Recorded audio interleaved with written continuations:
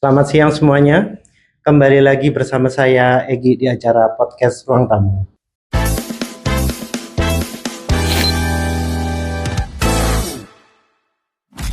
Kali ini kita akan bahas seputaran tentang UMKM bersama narasumbernya. Bisa diperkenalkan dengan Bro siapa? Saya dengan Koko, Ketua Komunitas UMKM Markas UKM. Dan Bro? Seperti biasa, saya dengan Ferry dari Dev Konsultama Indonesia. Nanti kita akan kupas tuntas ya terkait dengan UKM ini seperti apa. Yang bisa diceritakan sedikit tentang program kolaborasi tentang UMKM dan PT DFI. Oke, siap. Kalau sedikit tentang Markas UKM ya, Markas UKM ini adalah sebuah komunitas UMKM se-Jawa Timur. Anggota kita sudah 1.200 lebih di Jawa Timur, dan memang sesuai dengan salah satu tujuan kita, yaitu digitalisasi UMKM naik kelas. Oleh karena itu saya nyari beliau ini yang punya PT Dev, beliau ini yang punya kemampuan, jagonya. Makanya saya dari Markas UKM sendiri ingin berkolaborasi, bersinergi. Terima kasih Pak Koko sudah hadir di podcast kita ini di PT Dev Konsultama Indonesia. Jadi memang kita sendiri pribadi dari Dev sendiri itu kepinginnya UMKM ini bukannya sekedar tagline ya, UMKM naik kelas ataupun digitalisasi. Kepingin dari melihat dari markas UKM ini Surabaya ini yang sentral di Surabaya ini inovasinya benar-benar luar biasa. Jadi para UMKM yang ada di wadah tersebut itu posisinya difasilitasi mulai dari pelatihan segala macam. Nah, makanya kita berkolaborasi ini tujuan apa? Supaya kita ini makin bermanfaat untuk para UMKM. Intinya seperti itu. Untuk next questionnya, apa tujuan utama diadakannya bootcamp digital marketing dan business planning untuk para pelaku UMKM? Kalau dari segi kita sebagai pelaku UMKM-nya, bootcamp ini sangat diperlukan. Karena apa? UMKM sendiri ini sebenarnya dibutuhkan bukan apa-apa sih, sebenarnya apa ya? Bagaimana mereka bisa menaikkan kemampuan mereka untuk berjualan, dan tidak hanya berjualan, tapi kemampuan mereka untuk berbisnis, untuk mengembangkan bisnisnya, usahanya. Dan yang pasti harapannya nanti dengan adanya bootcamp nggak berhenti sampai di situ, tapi ada sampai dengan pendampingannya, pengembangannya nanti seperti apa. Mungkin itu kalau dari segi pelaku UMKM. Mungkin dari PT Dev. Jadi kalau markas UKM ini memang saya melihat orang-orang yang potensi besar. Dan hampir semua lah, saya rasa UMKM Pak Kuku ya, UMKM ini memang potensi besar, terus juga mereka produknya juga ya bisa di-fight dengan yang pelaku-pelaku kuliner lainnya lah, yang punya modal-modal itu sebenarnya rasanya luar biasa dari taste-nya. Cuman kita kan kembali kenapa para UMKM ini belum bisa membuka pikiran untuk digitalisasi ya, karena mereka satu ya mungkin gaptek. Nah, dengan ada bootcamp ini, jadi kita kepingin mengarahkan, kita ingin membimbing Mas Anggi. Ayo sama-sama para UMKM ini, meskipun era-era dulu belum ada digital, sekarang sudah ada, mau nggak mau harus ngikutin.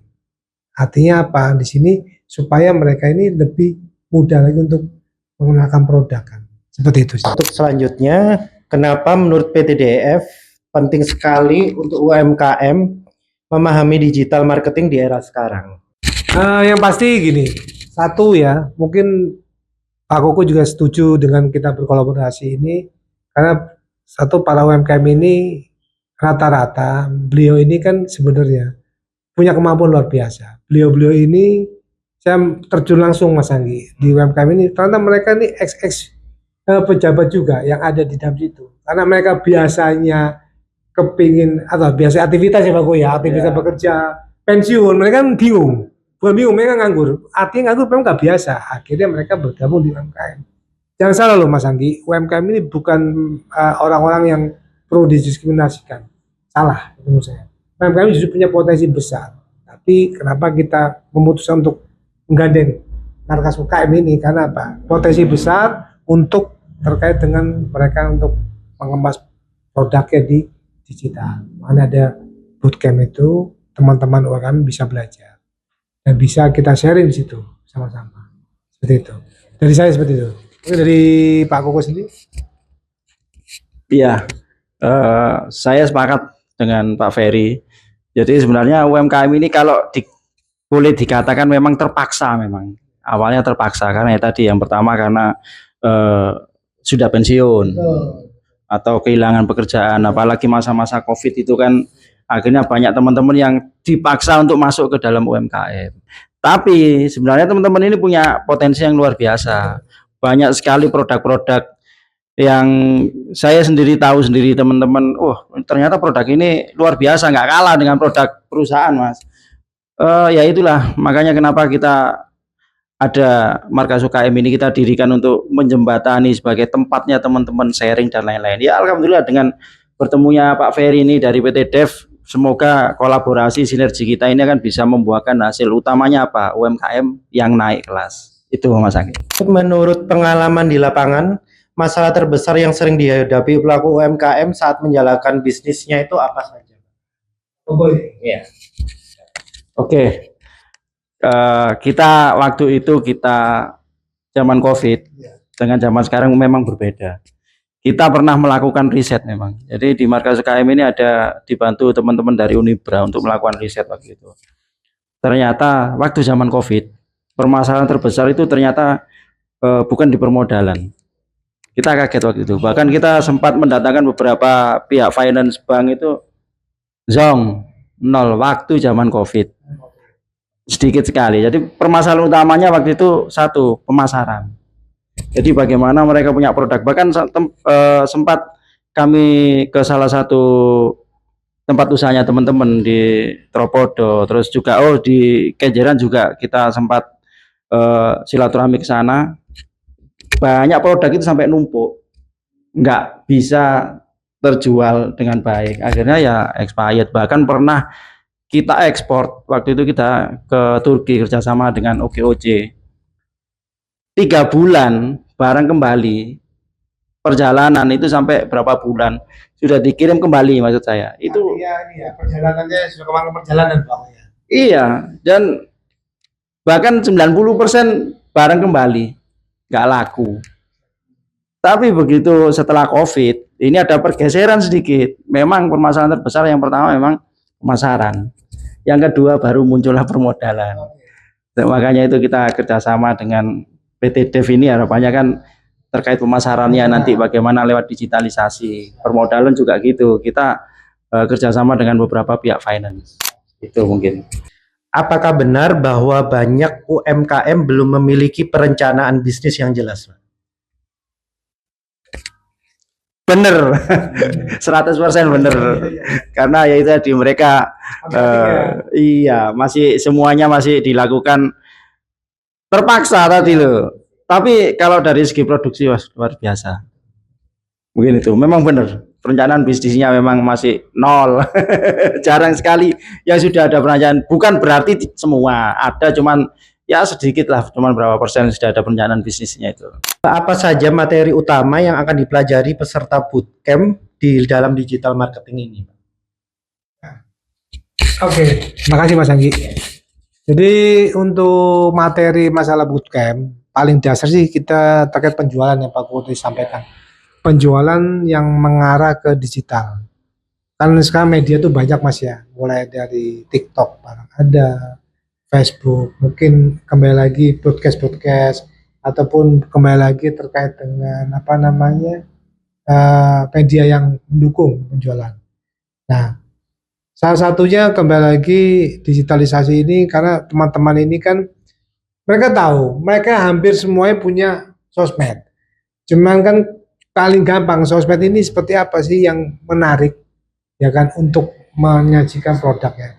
Paling lagi banyak mungkin Pak Koko juga lihat dari para pelaku ya. Digabung antara sosmednya dodolan, asaran Jawa nih, jualan sama pribadi. Jadi itu yang makanya akhirnya nggak mengarah, Mas Anggi. Nggak mengarah, mereka gabung sama pribadi sama, jadi nggak jelas. Nah, ini makanya kita dasar dulu, menaikkan insight, menaikkan traffic ataupun menarik orang untuk melihat produk itu kan harus dijadikan satu wadah. Nggak bisa digabung dengan sosmed yang pribadi gitu loh. Ini kayak gitu. Mungkin itu dari segi PT Dev akan bootcampnya seperti itu. Nah, kita coba lanjut ke Pak Koko aja seperti siapa? Ya.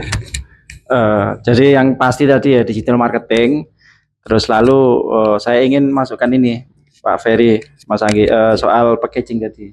Oh, packaging. Jadi packaging tadi salah satu packaging itu banyak kayak labeling, expired.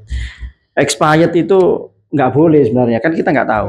Tulisan expired itu nggak boleh. Harusnya best before atau baik sebelum. Terus lalu ada komposisi juga harus dicantumkan. Jadi nanti terkait beberapa hal yang bisa menaikkan kelas terutama penjualannya itu nanti akan kita ajarkan di bootcamp itu. Mungkin itu ya Pak Ferry ya. Apakah di bootcamp itu juga diajarkan tentang strategi pembuatan media sosial?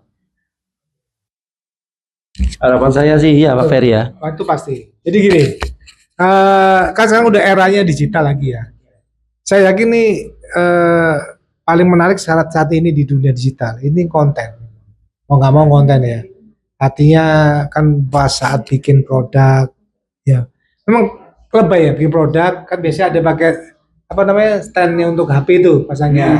Ya. Kadang kan mereka yang masih belum terbiasa di kamera, mungkin masih grogi ya. Ya. Tapi coba lihat Mas Anggi kan punya sosmed nih. Bahkan sekarang ini Pak Koko, orang tukang bakso pun, ya saya pernah di sosmed ya, di FB, tukang bangunan, mohon maaf kuli bangunan, itu ngonten loh, dan udah monetasi loh. Kan logikanya kan, Iya, mungkin ini ya, Iya. canggih ya Pak ya. canggih, terus dia memang awalnya mungkin buat hiburan Pak Koko. Jadi mereka sambil ngelepo, ya kan. Buat hiburan terus bisa hasilnya cuan juga ya. Tuh, bahkan mungkin, tapi saya salutnya sampai hari ini masih nukang, artinya itu. Yang jual bakso masih jual bakso. Padahal dari hasil monetasi FB Pro udah belasan juta. Kan sebenarnya bisa sih dia nggak usah. Ya. Nah artinya inilah kita nanti kasih coba bimbing dan ngajari para UMKM ini untuk konten. Kontennya sebenarnya konten itu nggak usah harus wajah kok. Tutorial itu banyak. Produk kamera di shoot, kalau bikin apa kayak risoles atau bikin es ini tadi kembali es kopi ini ya. Itu ya. Kan nggak usah harus bukanya juga kelihatan. Jadi cara bikinnya. Pertanyaannya pasti sering banyak khawatir dengan resepnya nanti ditiru orang. Sebenarnya enggak kok. Saya rasa dari edukasi ini orang kan ada manfaat di sosmed tadi. Mungkin gitu ya. Artinya itu yang akan kita ajarkan. Memang makanya akhirnya waktu butuh lama. Apa saja strategi yang ditampilkan dalam bootcamp digital marketing itu, Pak? Bootcamp digital marketing salah satunya strateginya mungkin jadi mulai terkait dengan penggunaan sosmed dulu. Nah, mempelajari audiens yang ada di sosmed dulu, strategi ya. Jadi kita harus jelas dulu tujuan marketnya dulu kemana.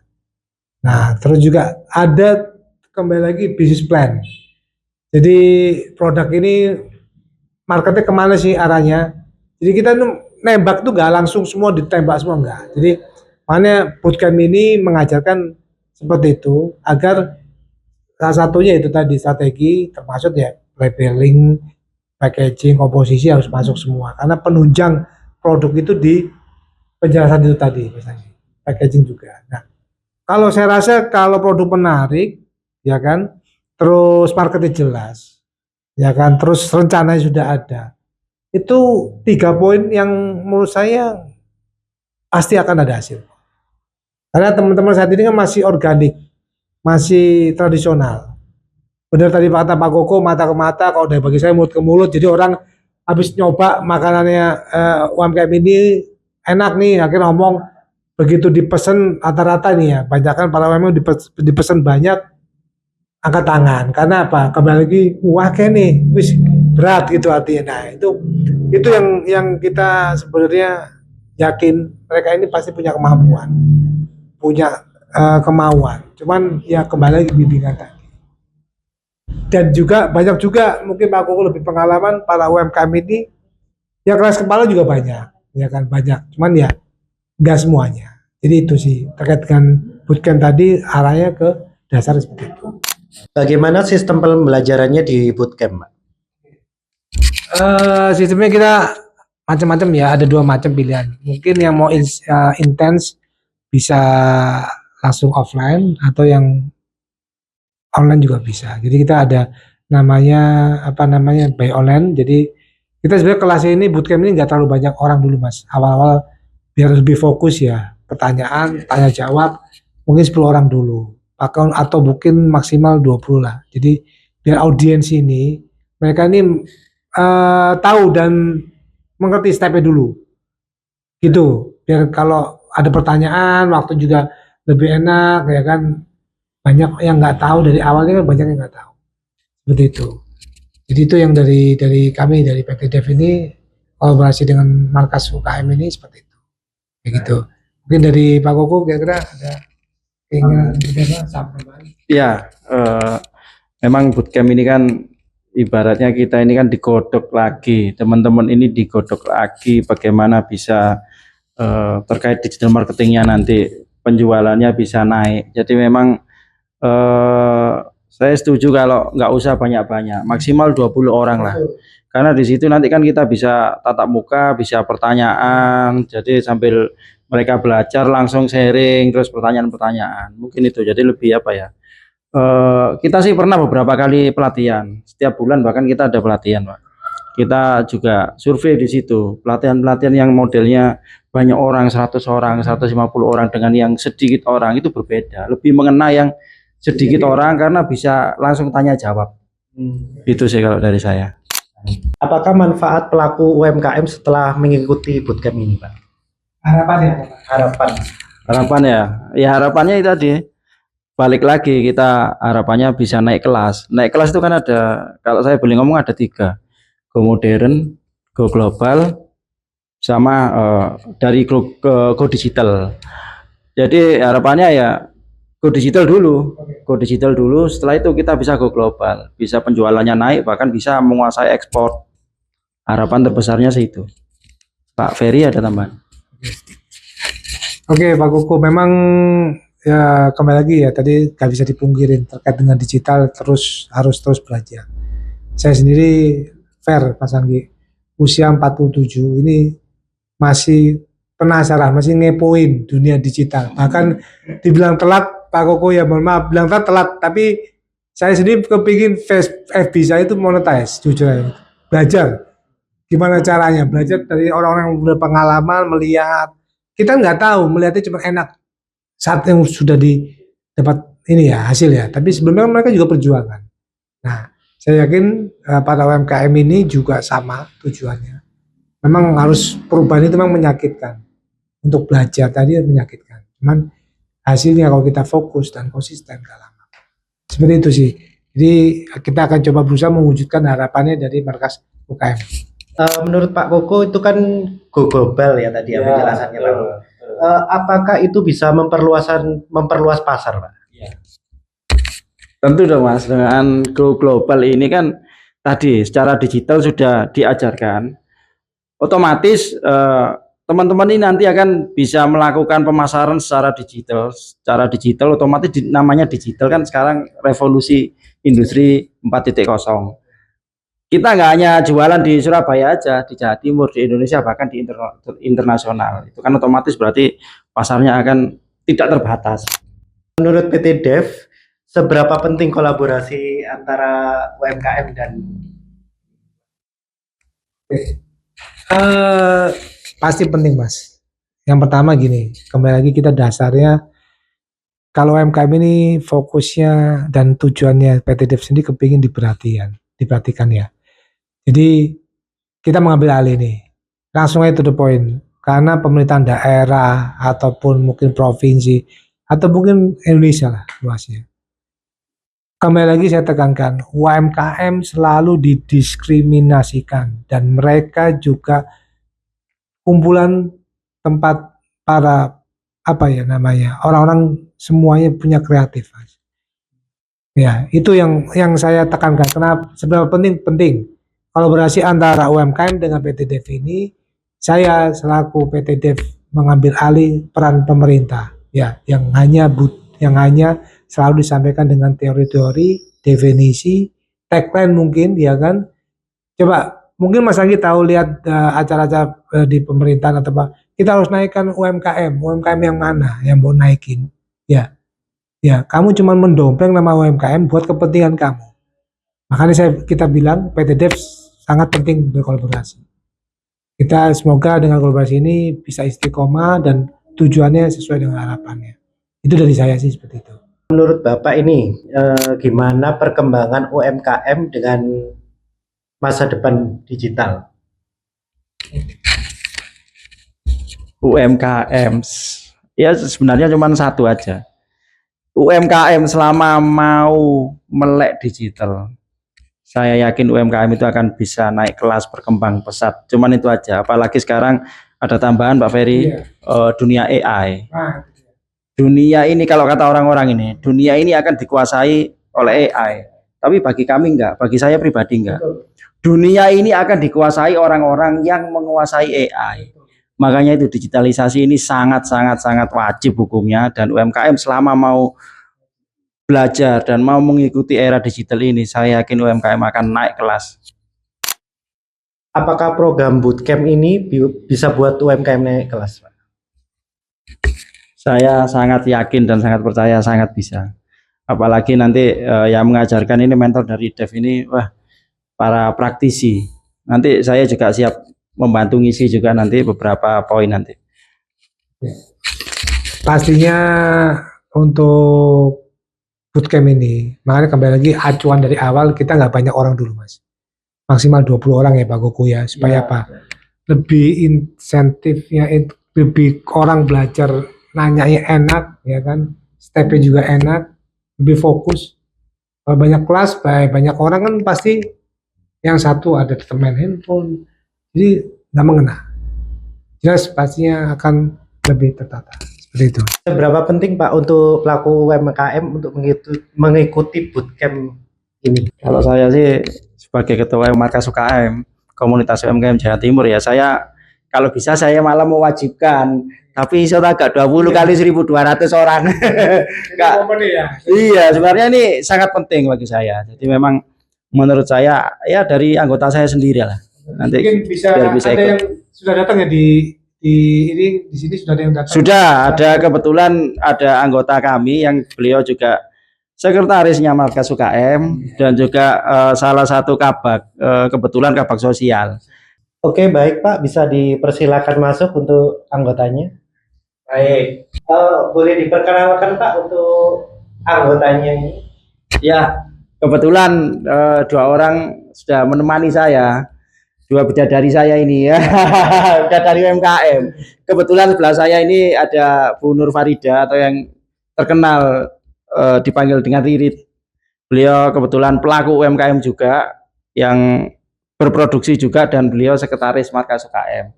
Sebelahnya ini ada Mbak Ami Yulianto, ini beliau juga yang punya produk ini di depan kita. Beliau ini kebetulan kabak sosial di UMKM. Jadi UMKM ini nggak hanya berproduksi tapi juga bersosial juga loh. Mungkin bisa dikenalkan. Terima kasih. Saya di sini Bu Ririt ya. Produksi saya es kopior Grey Bintang sama asinan mangga.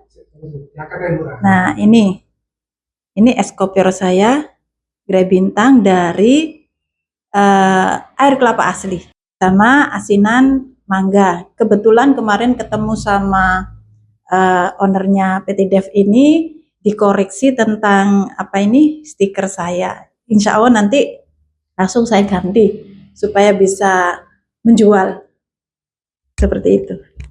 Ini teman saya. Saya Ami Yulianto. Saya dari brand Dapur Wafelku, dan ini salah satu produk saya, risoles ayam sama risoles mayo. Sebenarnya produk saya tuh banyak, Dapur Wafelku. Jadi memang yang utama tuh wafel. Kalau kita merambat ke kue-kue, wafel, ke snack box, ke nasi kotak, ada es jus, ada macam-macam sih. Menurut ibu-ibu ini, seberapa pentingkah mengikuti bootcamp ini untuk pelaku UMKM? Kalau saya pribadi sangat perlu, sangat penting karena memang penjualan kita itu belum begitu luas. Kita masih seputaran kontak WA, terus marketplace juga belum maksimal. Kita sudah punya kayak GrabFood, GoFood, sama ShopeeFood punya tapi belum maksimal. Kita masih gaptek. Konten itu seperti apa itu masih belum pede, butuh sekali mentor untuk bisa mengupgrade ilmu-ilmu kami ini supaya omset kami nanti bisa naik. Itu harapan saya. Terima kasih. Mungkin ada tambahan? Oke, menurut saya kalau bootcamp dengan PT Dev ini sangat manfaat ya, karena di dalam bootcamp nanti itu kan diajarkan juga tentang packaging. Contohnya saya dengan packaging saya ini. Kalau packaging saya ini menurut saya ini ya memang kurang begitu menjual sih. Karena dengan adanya nanti diajarkan tentang packaging, kalau packagingnya bagus itu juga dengan adanya packaging bagus itu bisa ada value tersendiri untuk penjualan kita dan bisa meningkat pada penjualan kita nanti. Terima kasih. Nambah satu lagi, kami berharap ada pembelajaran tentang pembukuan juga. Kita jadi istilahnya itu yang simple. Soalnya kita itu ya produksi sendiri, ngirim sendiri, jual sendiri, semuanya dilakukan sendiri. Gimana caranya pembukuan itu bisa kita pegang juga simple, dengan cara yang simple gitu. Terima kasih. Bagaimana nih cara daftar dan informasi lebih lanjut kalau para UMKM ini pengen bergabung segera? Simple Mas Anggi, cara daftar yang pertama nanti di bawah sini mungkin ada cara pendaftarannya ya. Nanti bisa hubungi markas UKM juga dengan Pak Koko atau dengan kami dari PT Dev Konsultama Indonesia. Di sini kita membuka peluang ataupun membuka bootcamp ini bukan hanya sekedar bootcamp ini diciptakan untuk markas UKM tok, enggak. Jadi seluruh pelaku UMKM se-Indonesia yang mana di sini isinya orang-orang pelaku UMKM yang sering disakiti ya dengan kebijakan, sering disakiti dengan statement pemerintahan yang inti hanya mengutamakan ataupun sering bicara tagline UMKM naik kelas tapi tidak ada realitanya. Langsung aja ya, hubungi PT Dev Konsultama Indonesia, kami akan mengajari, membimbing, dan kami di sini intinya kepingin UMKM semuanya bisa berkembang, bisa ya itu tertawakan ya itu tadi era-era yang mereka para pejabat yang ataupun pemerintah yang tidak mau bicara atau tidak mau membantu ya. Jadi itu daftar di markas UKM dengan Pak Koko, nanti ada kontak personnya, sama ke PT Dev juga ada kontak personnya. Dan mungkin nanti kita akan ada flyer di sosmednya Dev juga dan mungkin sosmednya di markas UKM. Jadi seperti itu yang dari PT Dev. Kalau dari markas UKM bisa langsung Ya, tentu untuk daftar ikut menjadi peserta bootcamp ini ya yang pasti harus sebagai pelaku UMKM dulu dong ya. Nah, dari situ nanti kita bersama dengan markas UKM dibantu dengan PT Dev kita akan melakukan bootcamp ini. Ya kita terbuka sih, nggak hanya di markas UKM saja. Jadi semua pelaku UMKM berhak dan boleh untuk ikut. Kebetulan markas UKM ini sebagai perantaranya ke PT Dev. Mungkin itu. Menurut Ibu bagaimana suka dan duka selama menjadi pelaku UMKM ini? Kalau menurut saya sukanya itu banyak ketemu dengan orang-orang positif. Dari komunitas UMKM ini kita menambah banyak sekali ilmu yang kita kalau misalkan di rumah saja itu pasti nggak akan bertambah ilmu kita. Dengan adanya komunitas kita makin nambah ilmu, nambah pelanggan juga, nambah rezeki seperti itu. Terus untuk dukanya sih kita masih sedikit saya curhat ya tentang UMKM di lingkup kelurahan saya. Nah, itu saya ini kebetulan di kelurahan itu kalau misalkan ada pemilihan UMKM yang dikirim ke CFD misalkan atau basar-basar itu masih ada pilih kasihnya, ada tanda kutipnya. Nggak adil gitu loh. Sebenarnya yang paling bagus kan di roll gitu ya. Dari A sampai B sampai Z itu bergantian, nggak cuman itu aja yang dikasih rezeki, yang diorderi itu nggak merata, nggak menyeluruh. Itu yang dukanya ya. Sukanya banyak ilmu, banyak teman, banyak rezeki. Seperti itu. Mungkin ada tambahan Mbak Ami? Iya sih, selaku pelaku usaha UMKM kayak saya gini, memang kalau tidak gabung UMKM ini memang sukanya itu banyak menambah relasi gitu loh, menambah ilmu, menambah manfaat. Banyak sering ketemu dengan teman-teman UKM juga, kita bisa saling sharing tentang produk-produk kita juga gitu loh. Dan juga kita bisa belajar ada ilmu-ilmu yang bermanfaat tentang UMKM ini. Contohnya dengan digital marketing ini. Kalau dukanya saya ya sama seperti yang Mbak Bu Ririt bilang ini tadi gitu ya, seperti itu sih ya, kayak kurang merata gitu loh. Kita dapat fasilitas dari pemerintah pun mulai dari kecamatan, dari kelurahan memang kurang merata gitu loh. Dan saya juga tidak tahu kenapa bisa seperti itu.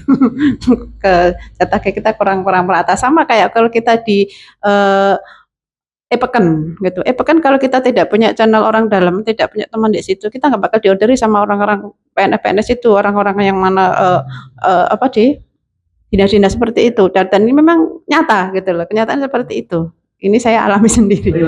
Ya, memang seperti itu kita gitu loh. Kecuali kita di situ ada teman pun, kita memang kalau cuma teman sesama UKM paling ya sekedar beli sih bisa. Tapi kebanyakan dari pemerintah di e-peken itu ya yang punya channel-channel orang dalam aja yang diorderin gitu ya, sampai ratusan ribuan bahkan. Sedangkan kita ya hanya bisa melihat aja. Ya itu yang dukanya itu kurang merata gitu ya. Itu dari saya. Terima kasih. Saya boleh tambah ya Mas Anggi ya. Saya sendiri ini kan sebagai ketua ini juga punya usaha. Kalau di UMKM ini kan punya kopi, suka kopi usaha saya. Jadi saya juga pernah ikut beberapa kali programnya UMKM yang dari kedinasan, dari kecamatan. Itu memang benar kata-katanya Mbak Arit sama Mbak Ami tadi. Jadi yang diikutkan di program itu ya orang-orang yang ada di sekitaran orang-orang dalam aja. Jadi mereka nggak merata, yang dipilih ya itu saja. Contohnya nih yang terbaru kemarin akhir tahun sekitar bulan November. Saya ini kan warga Sidoarjo baru saya. Akhirnya saya ikut acara di dinas. Ada 2 kali acara. Acara pertama yang di Hotel Utami, acara yang kedua di kantor dinas. Pesertanya, materinya beda, tapi pesertanya sama, itu aja. Jadi nggak merata. Jadi memang keinginan kami di markas ini kan merangkul banyak pihak, ya apa corone konco-konco iki sok merata semua. Dan alhamdulillah dengan hadirnya Mas Ferry dan teman-teman dari Dev ini semoga bisa jadi solusi buat kami sebagai pelaku UMKM, karena ya tadi terus terang dari pemerintah sendiri mungkin kurang ngomong. Mungkin itu. Terakhir nih guys, closing statement dari masing-masing perwakilan bisa disampaikan. Terima kasih Mas Anggi. Kalau kita ini kan markas UKM, komunitas UMKM. UKM itu apa sih sebenarnya? Usaha dari kami, usaha kecil tapi hasilnya miliaran. Jadi intinya sebagai UMKM kita nggak bisa sendiri. Kita harus berkolaborasi, bersinergi untuk bisa meraih sukses bersama-sama. Dan bersama PT Dev ini harapan kita pelaku UMKM di bawah binaan markas UKM akan bisa menjadi sukses, bisa naik kelas. Kalau saya cukup satu aja, upgrade ilmu jangan pernah berhenti, terus tambah terus sampai skill kita benar-benar bisa naik kelas gitu. Kalau dari saya sebagai pelaku UKM, kalau mau sukses, kalau mau maju, penting sekali itu harus melek digital. Mau enggak mau kita harus belajar melek digital. Karena untuk meningkatkan penjualan kita, untuk kita bisa naik kelas, itu yang utama, kita mau enggak mau harus melek digital. Oke, sekian dulu podcast kita kali ini. Terima kasih untuk narasumber.